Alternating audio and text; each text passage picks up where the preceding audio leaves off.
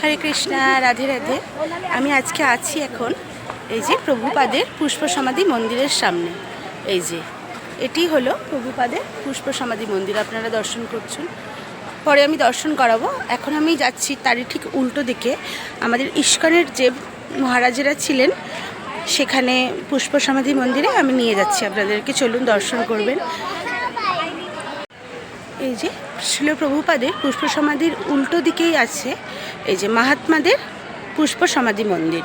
পুষ্প সমাধি মন্দির মানে গুরু মহারাজেরা যখন দেহ রেখেছিলেন তার গলায় যে মালাটি ছিল সেটি এখানে সমাধি দেওয়া হয়েছে। আর এখানে দেখুন ভক্তরা কিন্তু জপ করছে।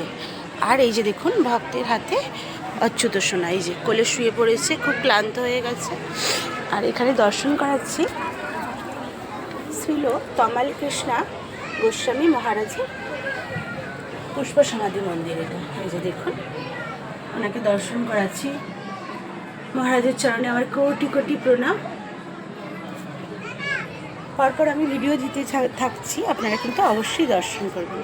হরি হরি বল, রাধে রাধে।